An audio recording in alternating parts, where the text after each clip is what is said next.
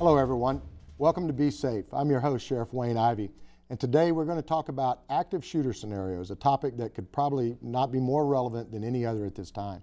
With us today we have some incredible guests. We have Lieutenant Steve Bland from the Palm Bay Police Department and Major James Woolsey from the Brevard County Sheriff's Office. This topic is ever present on everybody's mind. It is a topic that goes right to the heart of our agency, right to the heart of Palm Bay Police Department, all the agencies. How do we protect our kids at schools? But as we'll talk about and learn throughout the show, it's not just about at school. It's all the other scenarios we have to do. So, Lieutenant, let's start with you a little bit. I've had the opportunity to work with you many times. I know there's no one out there that cares about kids more than you do. What first went through your mind when Sandy Hook happened, which is really what kind of initiated a lot of the programs that we're doing now today? I think the most touching thing for me was Sandy Hook as a community, because when you think of that community, it's no different from any community that could be in Brevard County. Those parents and those teachers that were affected, the first thing they said was, how could it happen here? Because they believed that their community was so safe, with a small community, a bedroom community, much like many of the ones in Brevard County. So I took that as the most important thing of, if that can happen there, let our citizens and folks know that we have to prepare it could happen here. I think like most individuals, there are certain points in your life, certain things that you remember exactly where you were when that moment happened, the space shuttle explosion or any of those other iconic tragedies that have happened in life. And Major, I know I've been at some of your presentations that you're now actively doing about active shooters and about protecting our children. And you make a very profound point. You talk about how many people have ever heard of Sandy Hook before that day. Kind of walk us through that mentality. Well, and that is, that is true. That it seems like our mentality in our society is, it can never happen here. It would never happen in Cocoa or never happen in Brevard County. But like the lieutenant said, you look at the communities where it's happened at here recently. You look at Sandy Hook. How many people heard of Sandy Hook or Newtown, Connecticut prior to that event? And then you also look at Aurora, Colorado. When people think of Colorado, they think of Aspen and Boulder and Denver, but here's a movie theater that was, the tragedy that took place there. Same thing, I could take it all the way back to Columbine. I mean, how many people heard of Columbine High School or the area of Columbine prior to that tragic day? So we're trying to change people's mentality to get out of the thought process, well, it could never happen to me or it could never happen in my community. Yeah, and you're exactly right.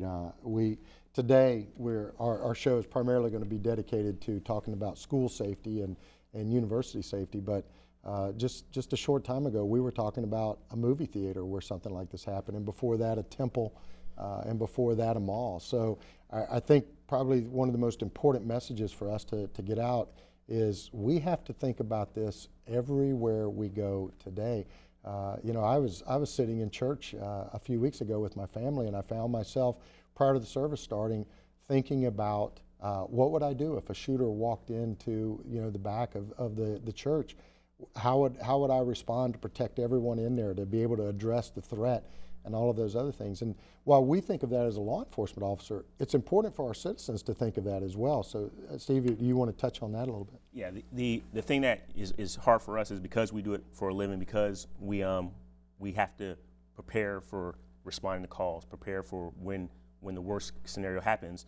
It almost comes natural to us. So to get the citizens to know, get the family members to know that when you go to an event, when you go to the mall, you need to be aware of where you're at. You need to be aware of your surroundings, because you want to know if something happens, from the smallest thing to the greatest thing, is there an exit? Where am I going to go?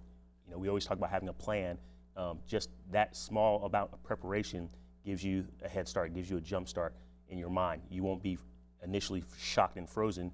You have a plan, and we try to stress to people, when you arrive someplace, just have a glance, have a look, see where your surroundings are, have an idea of if something happens, whether they say fire alarm, where are you going to go? Whether something happens, that's an incident that you're unaware of initially, where check, go around, have a plan to go somewhere. That simple plan to tell you and your spouse or your kids where you're going to go can make the biggest difference. Both of you are very experienced in SWAT.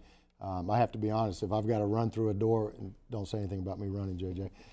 If I have to go through a door with someone, I'd want it to be with you guys. Both of you are very engaged in our SWAT programs and our training and everything else. But you're right, the average citizen is going to the mall and they're thinking about the things they need to accomplish that day and how to just go through that course of life. How do we protect our citizens at a place other than a school? And we'll come back to the schools in just a second, but JJ, how do we do that? Well, I think a lot of it is educating our citizens and doing awareness programs very similar to this. Steve's exactly right. You know, we as law enforcement, we train, and I think over time it's just a natural instinct. When we go to a restaurant, we never sit with our backs to the door. When we go to a traffic stop, we're always processing the what ifs. And we're not asking our citizens to process things at that level, but what we want them to do, as Steve said, is be aware of their surroundings. If something doesn't look right, it's probably not right. So you need to be prepared to react to that. And I think the biggest thing is to get people to be aware of their surroundings. All right. Let's go to schools. Critical incidents, as we refer to them, are not new to our schools. Our schools, for as long as and I'll date myself a little bit here, but I can remember as a student in school, we would practice if an air raid was to happen or if there was to be a tornado, what we would do. So critical incidents aren't new to schools, but critical incidents have changed. What are the types of critical incidents that we're seeing today that we have to be prepared for at all levels with our children? Well, I mean, like you said, we've started off and we've done a very good job over the years of planning for that natural disaster or, previously, an air raid type scenario. And we built off of that over the years of, if there was a tornado in the Midwest, it was like robots. Everybody knew exactly what to do, what the plan was, and what they were going to do. As you move further away from the Midwest and those type of areas, fire alarms and fire responses to a fire alarm, everybody knew exactly what to do because it was trained from the staff to the student, and as soon as that went off, everybody knew what they were going to do. We just take that same idea and same concept of if there's an incident, if there's a lockdown at the school, that everybody needs to respond and have a knowledge base of what they're going to do and then perform it just like they do all those other events. And if we do that and maintain that same type of learning process, we'll be prepared for it. Right. And we're trying to do that now with most of the schools. Yeah, Ed Smart, the father of Elizabeth Smart, said one time, don't wait for the emergency to happen before you go into action. Go into action right now. And you spoke about fire alarms, and Major, I've heard you talk about a scenario with fire alarm training and everything. Share that with our viewers, if you will, of what you found in that regard. Well, I actually learned this analogy at one of the trainings I attended here recently. And our schools, primarily there's 4 disciplines that they train, and it's kind of in this order. They train for fire alarm drills, they train for bomb threat drills, natural disaster drills, which would be like a tornado, and then an active shooter or code red drill. And I attended a school function a couple months ago, and I proposed this question to one of the principals at a school, and I said, how good are you guys at fire drills? How prepared is your school at fire drills? And he says, you know what, Major, we have it nailed. We are very good at this. He said, matter of fact, I could take any one of my classes and have them close their eyes and pull that fire drill, and they would walk out that door, turn left, go down the hall, turn right, and right out into the football field.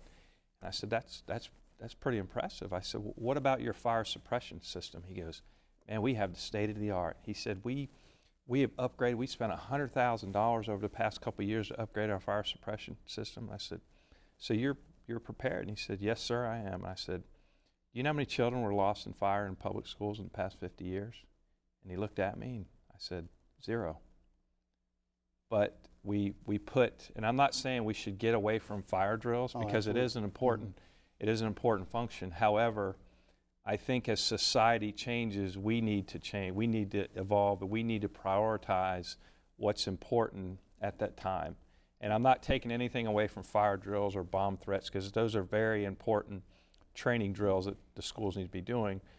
But I would like to see more emphasis put on the active shooter type. And I think it's definitely coming around. Yeah, and you're exactly right. The key here is to be ultra prepared on all of those as we go through, because any one of those could be an impact for a school, a child, a family, or our community. So you're right. It's not to take anything away from being prepared in that regard.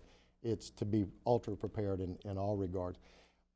With our local schools here, I will be the first to tell our viewers that Brevard Public Schools is very prepared. They do a magnificent job, I believe, in being prepared for these critical incidents. In fact, it was in partnership with them that we first got together and actually started working on some of the things you're doing.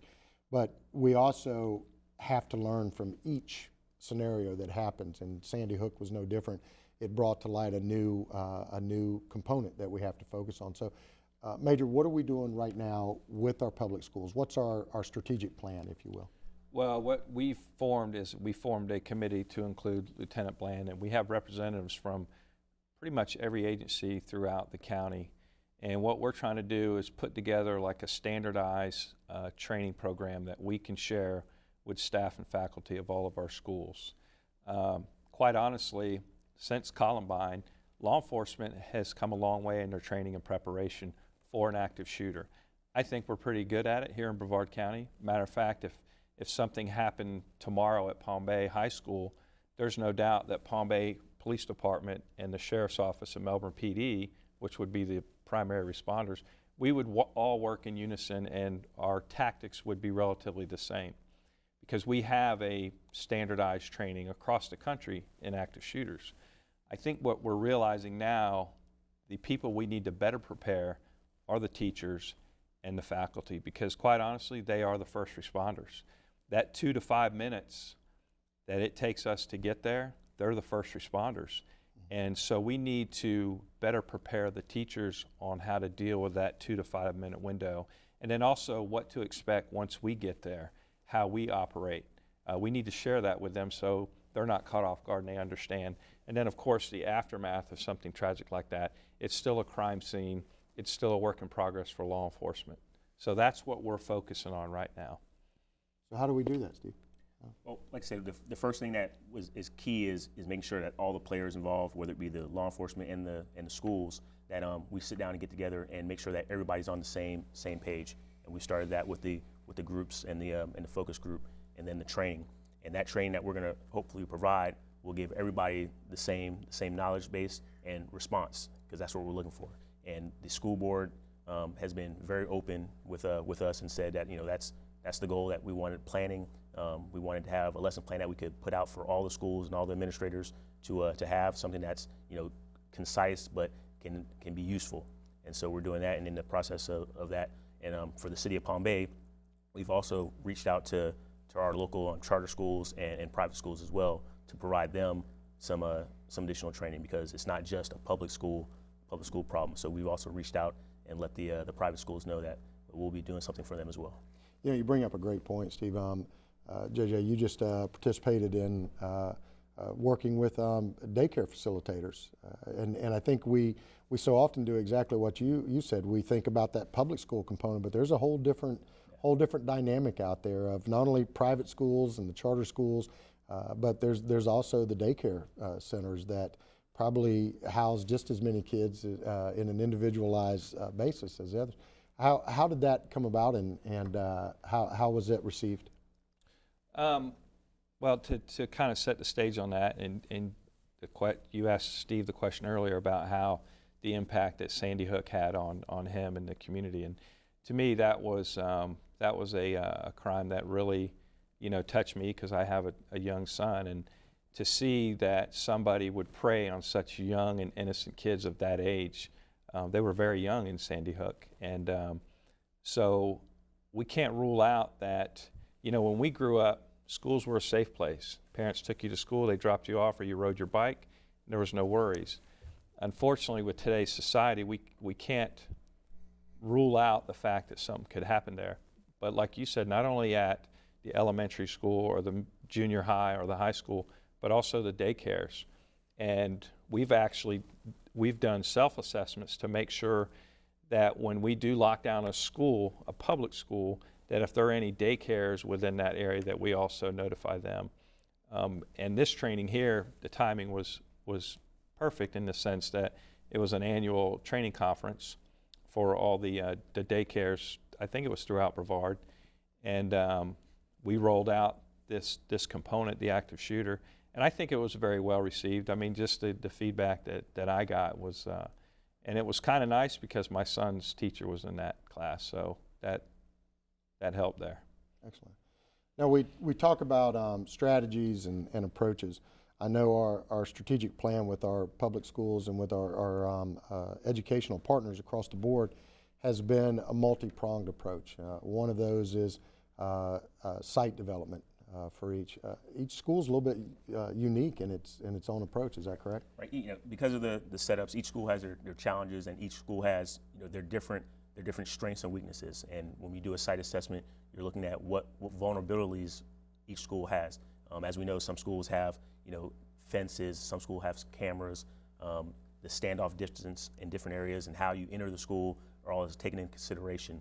And so when we do the site assessment, we're trying to give the administrators and the teachers some key points about what should you be concerned about with your school, access points and how many people are coming on campus and how they get on campus, and those things. So those things are things that we touch on initially, and then we go into some of the more serious things of when your school has an incident, where in that school area is the best place to secure yourself, or is it a better route to take to leave the school, and hit those things to get them prepared for that as well. So part of the strategy is site development. Another part of it is educating our educators, if you will, making them aware of what they can do. How does that unfold, JJ?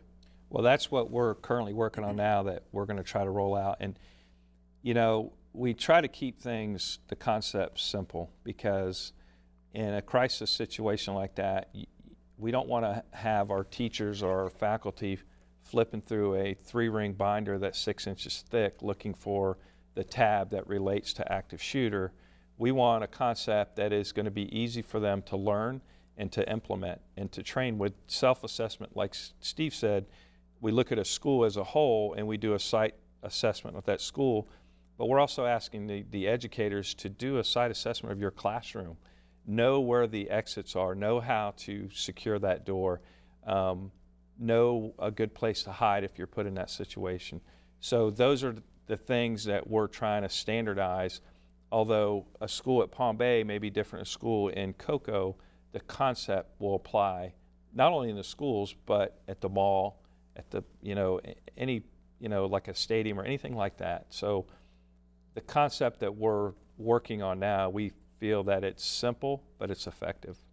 Now, it really comes down to, and I'll come back to you, JJ, it really comes down to when you look at what to do during that incident, during that moment, it really comes down to 3 things that you have options of, doesn't it? Yes. And what are those 3 things? It's run, hide, and if all else, fight. Fight for your life and fight for the life of those children. And the last one's a tough one, and I'm not going to sit here and tell, every faculty or teacher you need to fight. That's a decision that you make. But also remember that in today's society, those parents are relying on you to fight and protect their children. And a lot of teachers have told me, I didn't sign on to be a police within my school, and I understand that. But I also understand that there is a segment of society that will prey on your school and prey on your children. And prior to law enforcement intervention response, the teachers are the first line of defense. And so we're trying to train them. And when I say fight, I don't mean, we're not teaching them disarmament tactics to take a gun away from somebody. We're teaching them to fight dirty, use things within their classroom to win that fight. And so those are the things that were pretty simple concepts. Each time one of these tragedies happens, we find heroes that were already inside those schools, whether it's the teacher, the principal, and I think Sandy Hook. When the entire story is told, I think everyone will see the amazing heroic actions of those teachers in there. And you're right; they're that first line of defense. And I love the fact that our law enforcement community has partnered together and is trying to work with our schools to give them every tool we possibly can. And the order that you talked about, run, hide, and fight, making them aware that they have those options and when to apply each one of them is paramount as we go through. Now, I know you have Palm Bay, but Steve, we've all been working together on this initiative because we have so many, each one of our many law enforcement agencies in Brevard County has a school within it in some capacity. So how do we all work together with that? I mean, it's crucial not just in this environment, but because of the current economic environment that we're in, everybody's stretched, and any incident that occurs at this level is going to be bigger than any one agency can handle. So it's paramount for the agencies to work together, and we've been doing that actively now for several years on a couple of different levels. But on this particular one, we know that if an incident happens, that based on our size of an agency, the resources that we'll be able to bring, that we're going to have to make those calls to other agencies. And like we tell the citizens about preparing for the worst case scenario, we have to prepare for that. And what we do is make sure that we can work together and be prepared for that response. The Sheriff's Department brings the assets as far as a robot if it becomes a barricaded incident, the air unit and the STAR unit. All those things come into play along with additional manpower that we have to secure the scene, evacuate the citizens, along with your armored vehicle to evacuate in case of an emergency. All those things have to come in play, and they have to come in play relatively quickly for us to pull that off. And we're looking to do that at the quickest and earliest intervention, and the more resources you can throw at that, at the earliest time is the best. Right. Now, not all of our schools have school resource officers on campus. Right. So we're essentially talking about a dynamic that violent criminals take our lives in seconds, and the best law enforcement agencies in the country have response times in minutes. So we're talking about an awareness campaign, an awareness program that our teachers, our faculty, our educators are that first line of defense, as you spoke of. But the first line of defense actually starts before the incident there, in maybe recognizing that incident is about to jump off. So Major, touch on that just a little bit. How do we start to recognize some of these, and is that possible? I know mental health is certainly an issue that we're all talking about collectively, how we address, how we get help for those in that mental health condition or capacity, but how do we recognize, is that possible? Well, there is no set profile for an active shooter. FBI has done studies, all the way back since Columbine, probably before Columbine, and I can't draw you a picture of an active shooter and say, hey, if you see this guy come on your campus, you need to call police. However, during these studies, there have been some characteristics that had some commonality between one or more of the suspects. And I look at the studies and I see one common characteristics that may or may not have stopped it, but there were signs afterwards, because like I said earlier, the investigation continues on, that some of these suspects, there were obvious signs within their homes. They lived with their parents in their bedrooms. There was manifestos. There were internet searches where they were searching how to create bombs and how to arm themselves and things like that. So what we're telling the teachers and faculty that are parents too, look in your kid's room. Don't, I get the part about being respectful for your kids, especially when they get to be teenagers, respect their space and all that. I totally understand that, and I'm sure there's going to come a day where I'm going to face that myself. However, if you're under my roof, that bedroom is mine as a parent, and I have every right to make sure that, my child is not up to something that could lead to something as horrific as Columbine or as Sandy Hook. So we encourage that, but be respectful. There's a way you can do it, but still you can find that happy medium. But there's studies have also shown that people express themselves through art. Now tattoos are very common, very popular, which there again, I accept that. But there's certain types of artistic expression indicators that have come out during these studies. Right. So we're just asking parents and teachers and faculty to pay attention. I use this analogy and I'll share it with you. We all remember the shooting at the movie theater in Aurora, Colorado. And I remember that night when they put that suspect's picture on CNN News with the red hair, the first thing I thought was, that guy's weird. He's strange. And when I posed that question during my presentations, and I asked the audience, raise your hand, how many people thought this guy looked weird? Everybody in the audience. And I said, how did we ignore that? How did that guy leave his house and make it all the way to that movie theater and create havoc like he did, and there was no intervention? Didn't raise any red flags. Yeah. Yep. And I agree with you. There's certainly everyone has that right to express themselves in any capacity they want.